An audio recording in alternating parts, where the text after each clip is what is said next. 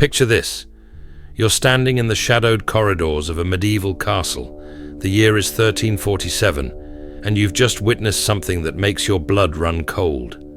Through a crack in an ornate wooden door, you see two figures locked in an embrace that could cost them both their lives.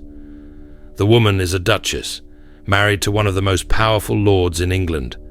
The man is not her husband. But that's not the shocking part. The shocking part is who the man actually is, and why this particular liaison represents a violation so profound that it threatens the very foundations of medieval society. What you've stumbled upon isn't just adultery. It's something far more dangerous, far more forbidden. You're witnessing a sexual taboo so explosive that entire kingdoms have fallen because of it. Royal bloodlines have been extinguished, and the Catholic Church has launched crusades to prevent its spread.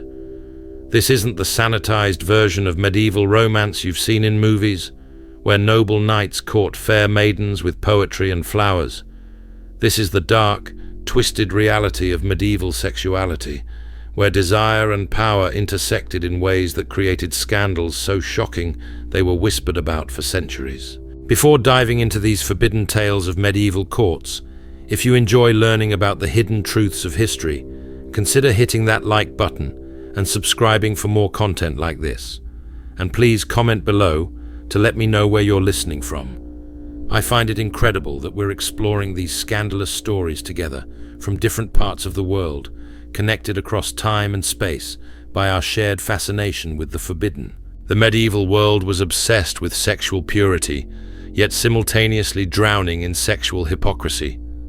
The same church that preached celibacy and condemned earthly pleasures was often the epicenter of the most depraved sexual scandals in European history.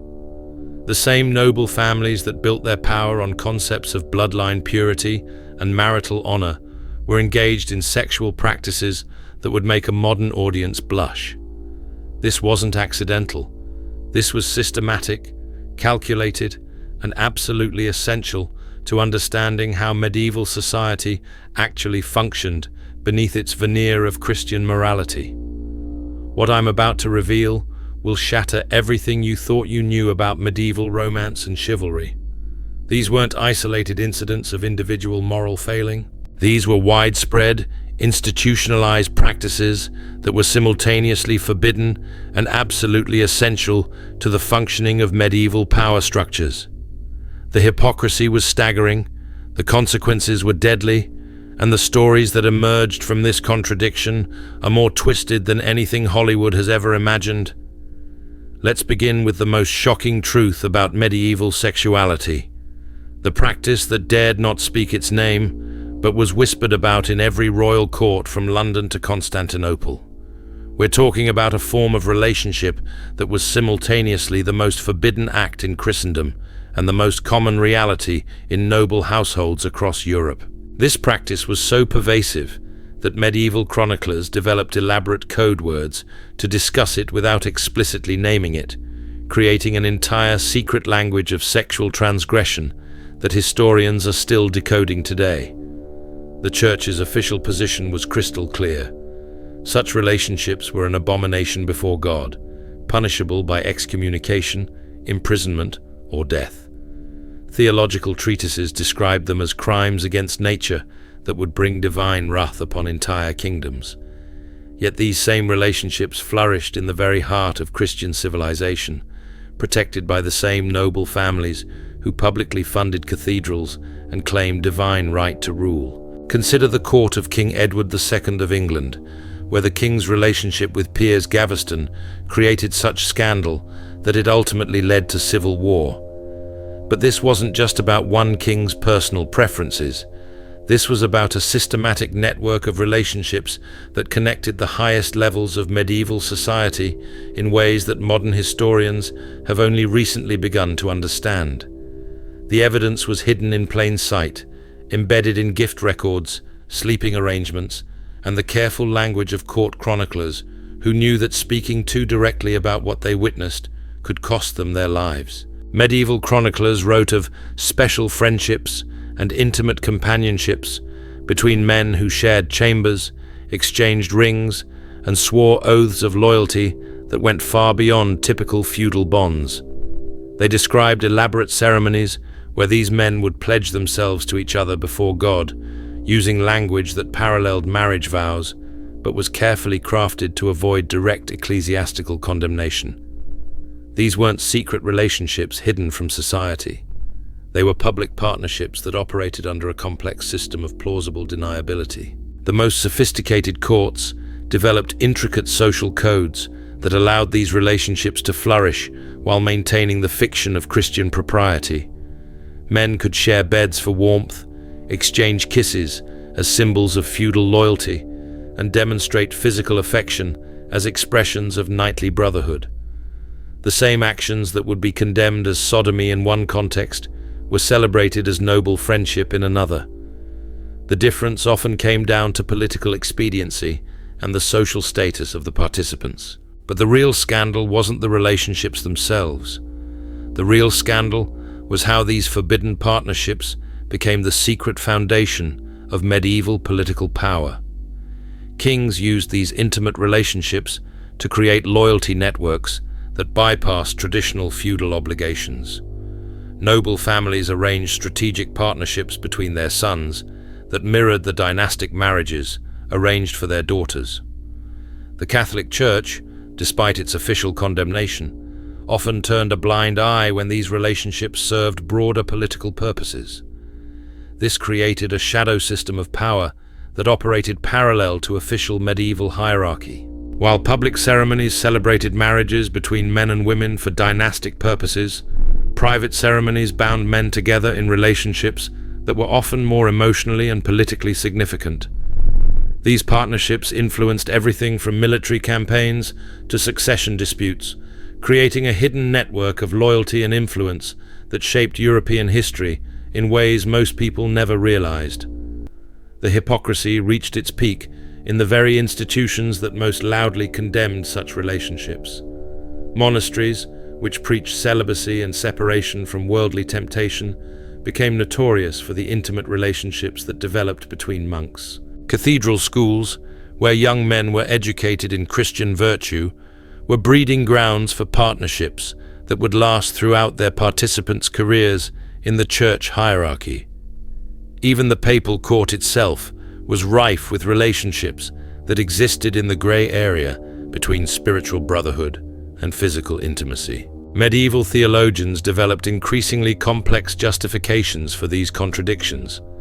They distinguished between different types of same-sex relationships, condemning some as sinful while celebrating others as expressions of divine love. They created elaborate theories about spiritual friendship that allowed for intense emotional and physical bonds while maintaining theological orthodoxy. The result was a religious culture that was simultaneously obsessed with sexual purity and remarkably tolerant of relationships that technically violated its own moral codes. The women of medieval courts weren't passive observers of this system. They developed their own networks of intimate relationships that paralleled those of the men, creating what historians now recognize as a sophisticated lesbian culture within the highest levels of medieval society. These relationships were even more carefully coded than their male counterparts, hidden behind the socially acceptable institution of female religious devotion and the practice of noble women sharing chambers and attendants. Female monasteries became centers of relationships that were simultaneously spiritual and physical, emotional and political.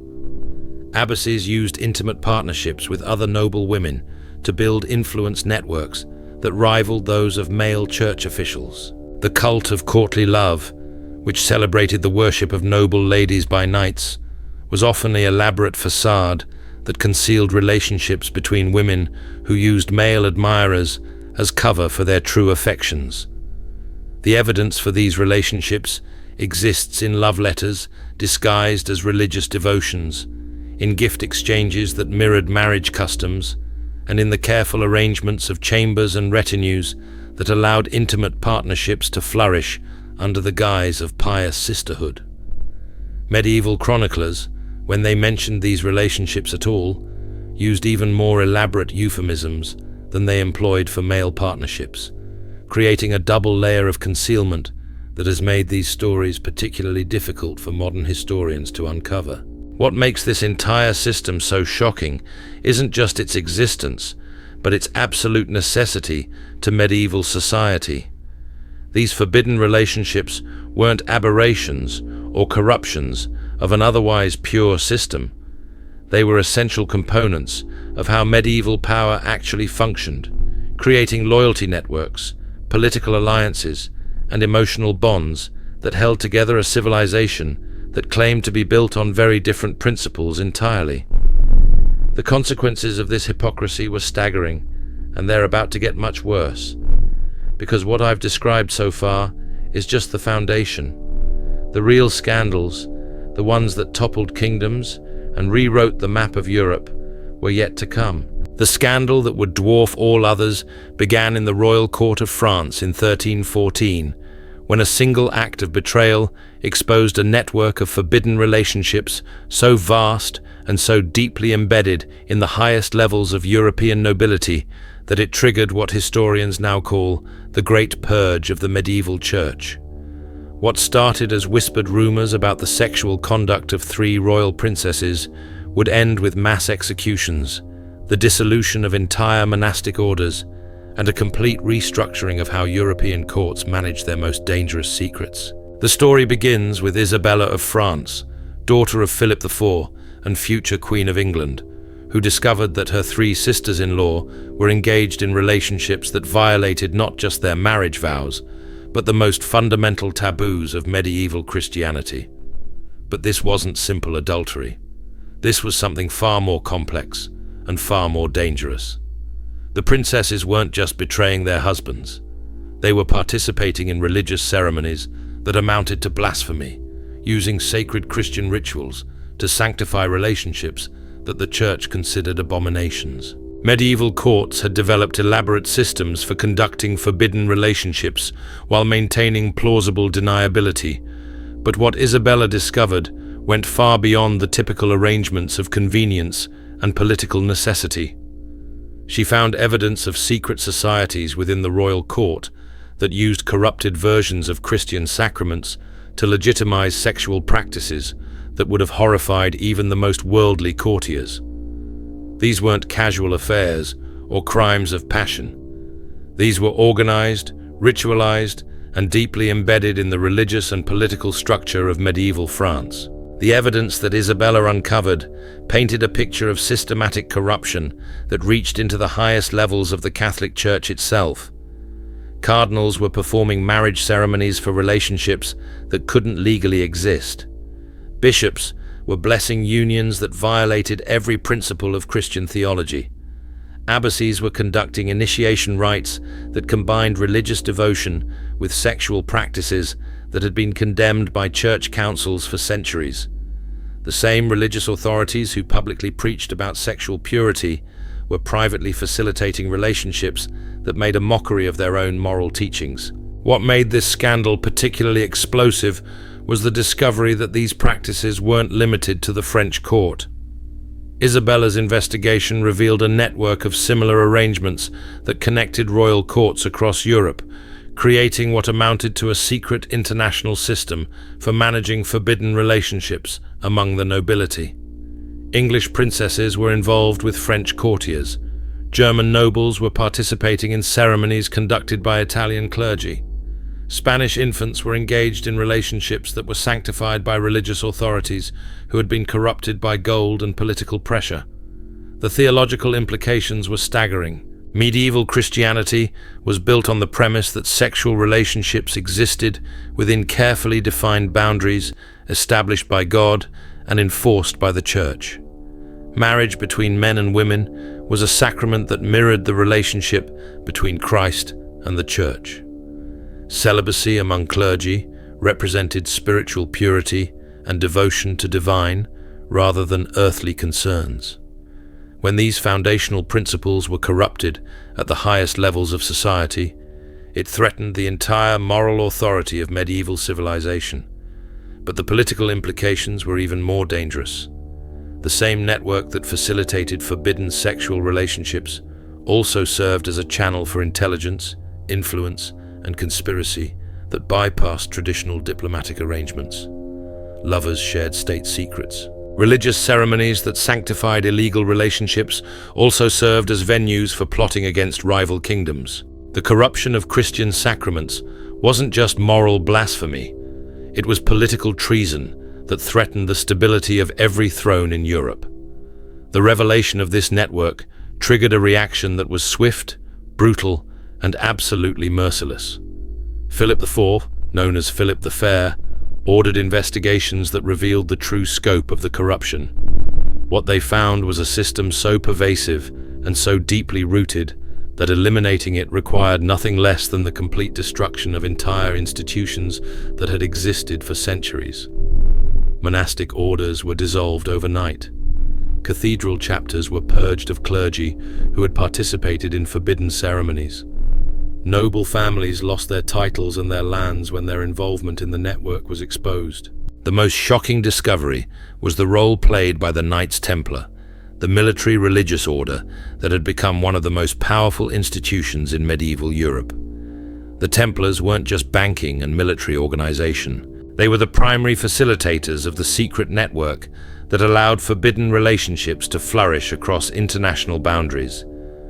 Their network of preceptories and commanderies served as safe houses where illegal ceremonies could be conducted without interference from local authorities. Their international structure provided the perfect cover for relationships that crossed political and religious boundaries. The charges brought against the Templars went far beyond the typical accusations of heresy and financial corruption.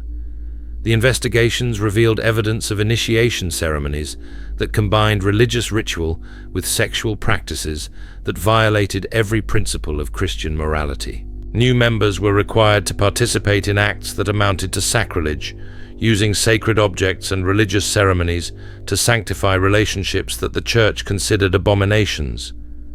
The same knights who had sworn vows of chastity and religious devotion were engaging in practices that made their entire order a blasphemous mockery of Christian virtue. But even more disturbing was the discovery that these practices weren't aberrations or corruptions of Templar ideals. They were fundamental to how the order actually functioned, creating bonds of loyalty and secrecy that went far beyond typical military or religious obligations. The intimate relationships between Templar knights weren't violations of their vows. They were alternative vows, sanctified by corrupted religious ceremonies and protected by a code of silence that made betrayal literally unthinkable. The destruction of the Templars was just the beginning of a purge that would reshape the entire structure of medieval European society. Other military orders faced similar investigations and similar destruction. Cathedral schools were reorganized to prevent the formation of inappropriate relationships between students and teachers.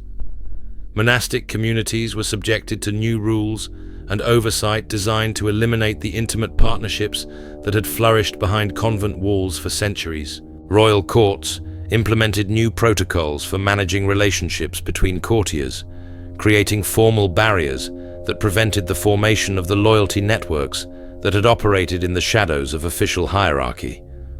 Marriage arrangements became more tightly controlled, with religious authorities taking direct oversight of unions that had previously been managed through informal diplomatic channels. The entire social structure of medieval nobility was reorganized to eliminate the parallel power networks that had operated through forbidden relationships. Yet even as the purges eliminated the most visible manifestations of these forbidden relationships, they couldn't eliminate the underlying desires and political necessities that had created them in the first place.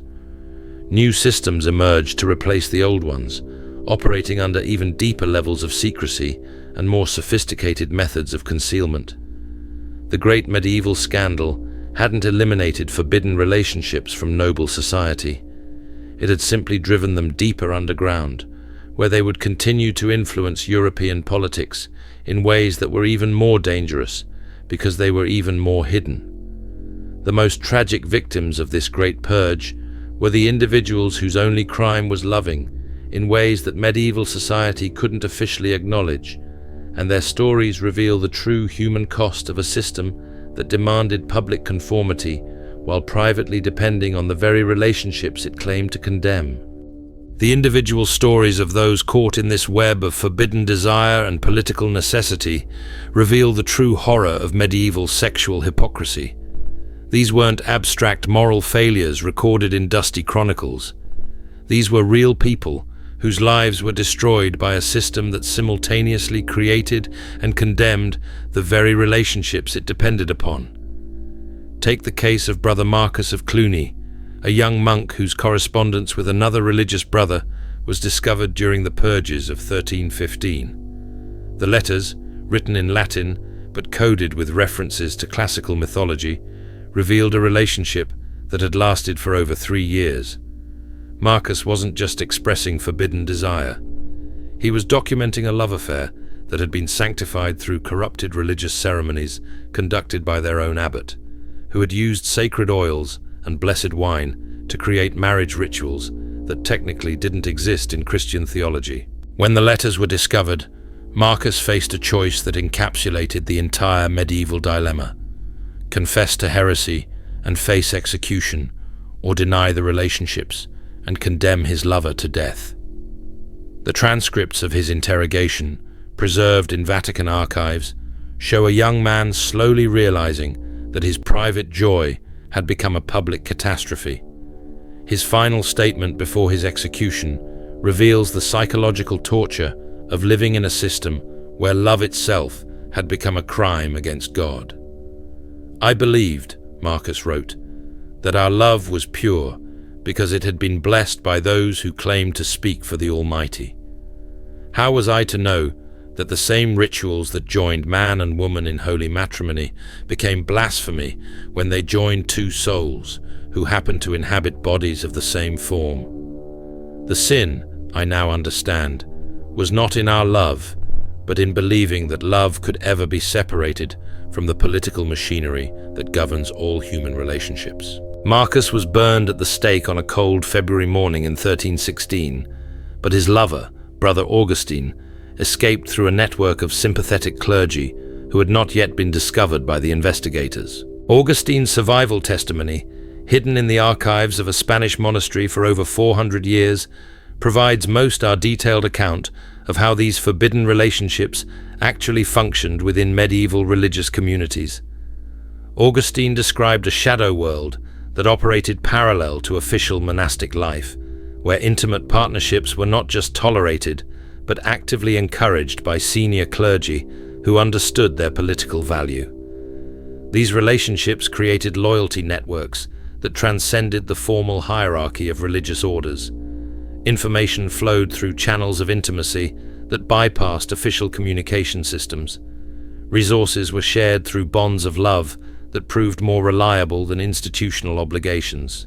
"We were not rebels against God," Augustine wrote decades later, "but servants of a system that required our rebellion to function properly." The same abbots who condemned sodomy from the pulpit were arranging private ceremonies that blessed our unions.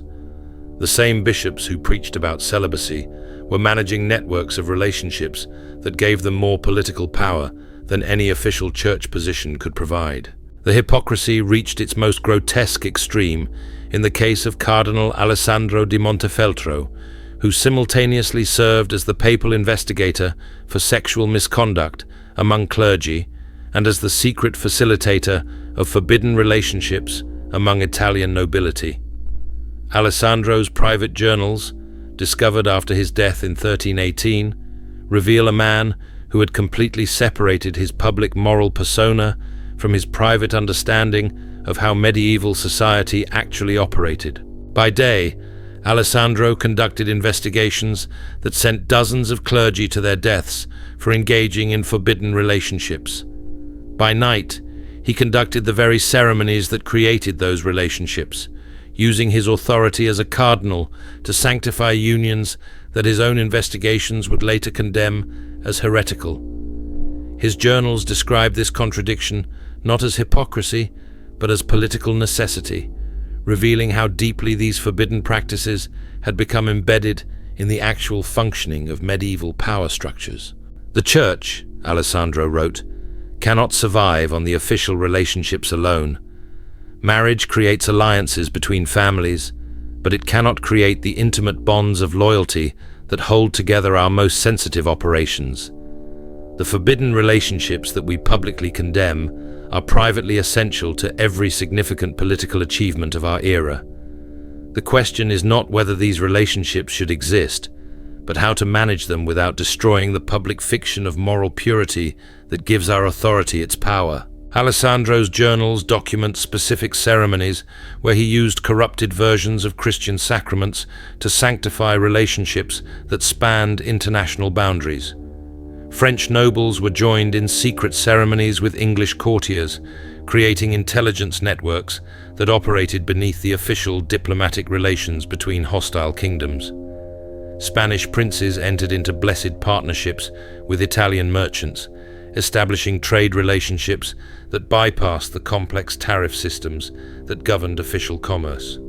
These weren't casual affairs or simple violations of celibacy vows. They were sophisticated political arrangements that used intimate relationships as the foundation for complex international conspiracies.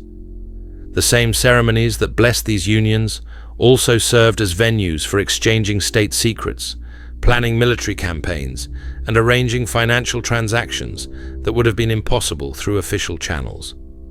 The most shocking discovery in Alessandro's archives was evidence that Pope Clement V himself had participated in these ceremonies, personally blessing relationships that his own papal bulls had condemned as abominations worthy of death. The Pope wasn't just tolerating forbidden relationships among his clergy. He was actively facilitating them as tools of papal diplomacy, using blessed partnerships between selected individuals carefully to create influence networks that extended papal authority into areas where official church power couldn't reach. The evidence showed that the papal court maintained detailed records of these blessed partnerships, tracking their political effectiveness and arranging new ceremonies when existing relationships failed to produce desired political outcomes. Cardinals were paired with foreign nobles, not based on personal attraction, but on strategic necessity. Bishops entered into sanctified relationships with merchants and military commanders, who could provide resources and intelligence that the official church hierarchy couldn't access. This systematic corruption of Christian sacraments for political purposes represented the ultimate medieval scandal, but it was also the logical conclusion of a system that had always depended on the gap between public morality and private necessity. The same church that condemned whirlments, Hadley attached, always used intimate relationships as tools of spiritual and political control. The same nobility that claimed divine authority based on moral purity had always maintained their power through networks of loyalty that transcended official family relationships. When this entire system finally collapsed under the weight of its own contradictions, the aftermath was catastrophic, not just for the individuals involved, but for the entire structure of medieval European civilization. The purges that followed the Great Revelations didn't just eliminate corrupt clergy and immoral nobles. They destroyed the hidden networks that had actually held medieval society together, creating a power vacuum that would eventually contribute to the devastating late conflicts of medieval period. The Black Death, the 100 Years' War, the Great Western Schism, and the collapse of feudalism itself can all be traced, at least partially, to the destruction of these hidden networks of loyalty and influence. Medieval society had depended on forbidden relationships to function, and when those relationships were finally exposed and destroyed, the official systems that remained proved inadequate to manage the complex realities of European politics and economics. The individuals caught in this collapse paid the ultimate price for participating in a system they had never fully chosen and could never completely escape. Their stories reveal the true human cost of medieval sexual hypocrisy, where private desires became public scandals and personal relationships became political weapons in conflicts they never fully understood. But perhaps the most shocking revelation of all was yet to come. Hidden in the deepest archives of medieval record-keeping where the final truth about these forbidden relationships would emerge to challenge everything historians thought they knew about the moral foundations of Christian civilization. These forbidden tales from medieval courts reveal a truth more shocking than any individual scandal. The very foundations of Christian civilization were built on a contradiction so profound that it ultimately consumed itself. The same moral authorities who condemned earthly desires were secretly orchestrating the most elaborate systems of forbidden relationships in human history. The same noble families who claimed divine right through bloodline purity were maintaining their power through networks of intimacy that violated every principle they publicly championed. What we've uncovered isn't just historical hypocrisy. It's evidence that medieval society couldn't function without the very relationships it claimed to forbid. The shadow networks of blessed partnerships, corrupted sacraments, and sanctified love affairs weren't corruptions of Christian civilization. They were its secret foundation. When those foundations were finally exposed and destroyed, the entire medieval world collapsed into centuries of chaos, warfare, and social upheaval. The tragic figures we've encountered, Brother Marcus burning for love, sanctified by his own abbot, Cardinal Alessandro blessing relationships he would later condemn to death, the nameless princesses whose private ceremonies triggered international purges. These weren't moral failures. They were victims of a system that demanded impossible choices between public conformity and private necessity, between spiritual salvation and political survival. Their stories remind us that behind every era's claims of moral purity lie human beings struggling to find love, loyalty, and meaning within systems designed to deny their most fundamental needs. The medieval world may be gone, but its legacy of sexual hypocrisy, institutional corruption, and the devastating cost of moral contradiction echoes through every civilization that has followed. In the end, these weren't just medieval sexual taboos. They were the blueprint for how power and desire have intersected throughout human history, creating scandals that continue to shape our world today.